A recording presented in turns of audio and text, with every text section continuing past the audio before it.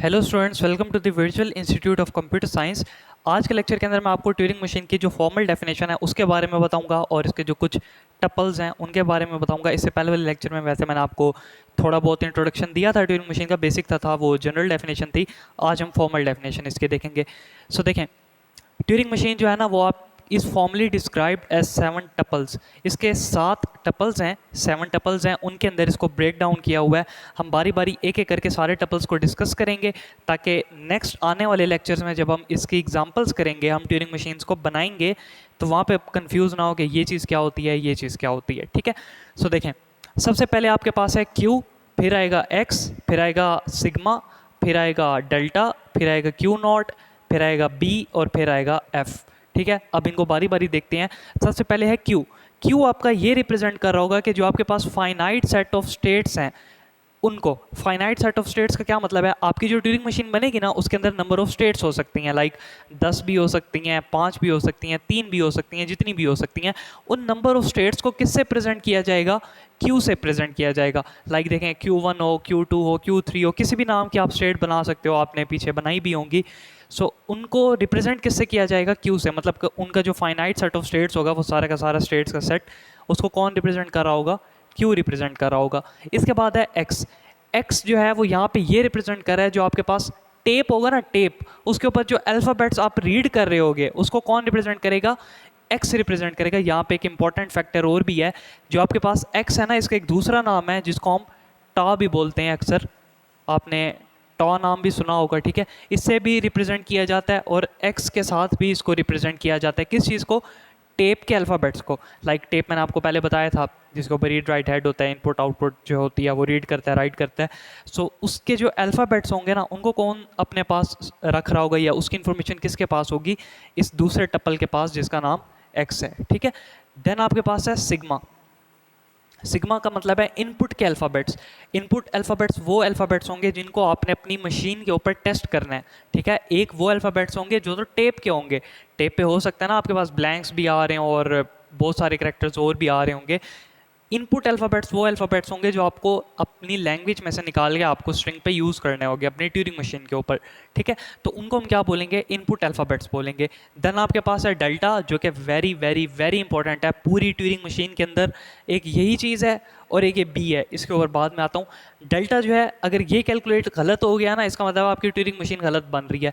सो Turing machine calculate करने के लिए ट्यूरिंग मशीन के ऊपर जो आप फंक्शनैलिटीज़ परफॉर्म कर रहे हो उसको कैलकुलेट करने के लिए आपके पास डेल्टा होता है, जिसको हम ट्रांजिशन फंक्शन कहते हैं। ठीक है, अब इसका फॉर्मूला है delta is equal to Q multiply by X. Q क्या है आपके पास? Finite set of states. X आपके पास क्या है? टेप के अल्फ़ाबेट्स। इन दोनों को मल्टीप्लाई करोगे, इसको अगर आप खोल के लिखना चाहो तो this implies that Q multiply by x multiply left operation होगा या राइट ऑपरेशन होगा और क्या होगा?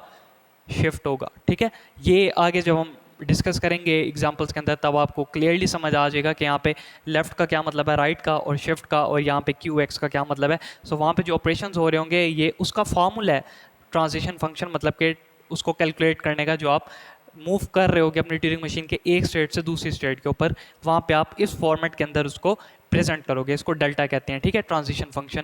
देन आपके पास है क्यू नॉट।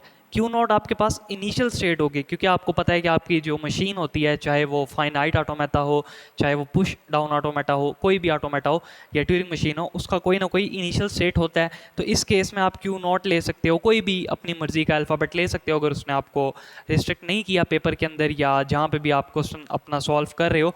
सो वहाँ पे आप क्यू नॉट ले सकते हो। लेकिन एक यहाँ पे पॉइंट है कि जो आपके पास इनिशियल स्टेट होगी ना वो आपके फाइनाइट सेट ऑफ स्टेट्स के अंदर बिलोंग कर रही होनी चाहिए। ठीक है, मतलब कि जो आपको क्यू नॉट होगा इनिशियल स्टेट, वो किससे बिलोंग कर रहा होगा? फाइनाइट सेट ऑफ स्टेट से। क्योंकि मैंने आपको बताया क्यू के अंदर क्या होगा, आपकी ट्यूरिंग मशीन की जितनी भी स्टेट्स हैं वो सारी की सारी कौन रिप्रेजेंट कर रहा होगा? क्यू रिप्रेजेंट कर रहा होगा। तो इस केस में जो आपके पास Q1 Q2 Q3 और ये जो इनिशियल स्टेट होगी ये सारी की सारी किस में पड़ी होंगी? क्यू नाम के एक वेरिएबल के अंदर पड़ी होंगी। ठीक है, इसके बाद आपके पास है बी। बी है ब्लैंक सिंबल। अब ये इंपॉर्टेंट है, एक ये ट्रांजिशन फंक्शन और एक ये ब्लैंक सिंबल।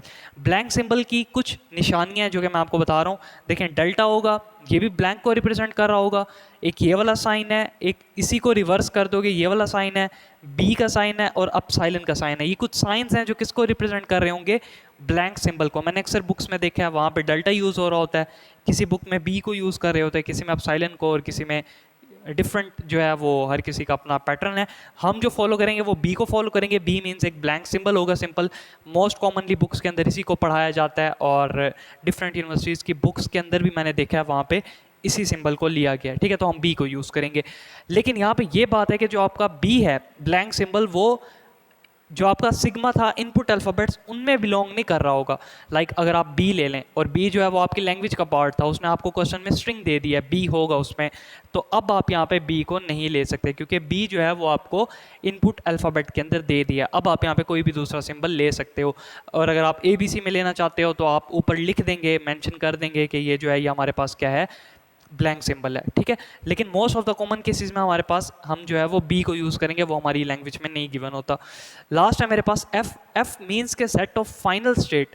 फाइनल स्टेट का क्या मतलब है? ऐसी स्टेट जिसमें आपने अपनी इनपुट स्ट्रिंग को रीड किया, राइट किया, शिफ्ट किया, लेफ्ट किया, राइट शिफ्ट किया, जो भी शिफ्ट किया, एंड में आप पहुँच के फाइनल स्टेट पे, मतलब आपकी ट्यूरिंग मशीन क्या हो गई है?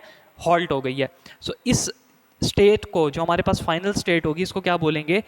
एफ। मतलब कि इसको किससे रिप्रेजेंट करेंगे? एफ से रिप्रेजेंट करेंगे। तो ये 7 टपल्स हैं मेरे पास।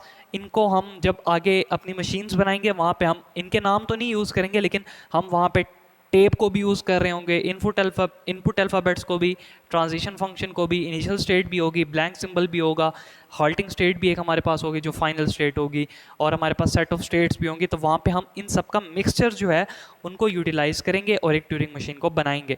सो इस लेक्चर में मैंने आपको टपल्स बताए। अगर पेपर में क्वेश्चन आ जाता है ट्यूरिंग मशीन की फॉर्मल डेफिनेशन का, तो आप इस क्वेश्चन को एज इट इज़ वहाँ पे लिख के आ सकते हैं, आपको पूरे मार्क्स मिलेंगे। सो नेक्स्ट लेक्चर में मैं आपको इसका स्ट्रक्चर बताऊंगा और इसकी वर्किंग बताऊंगा कि ट्यूरिंग मशीन जो है वो किस तरीके से वर्क करती है। फिर हम इसकी एग्जांपल्स को सॉल्व करेंगे। Thank you.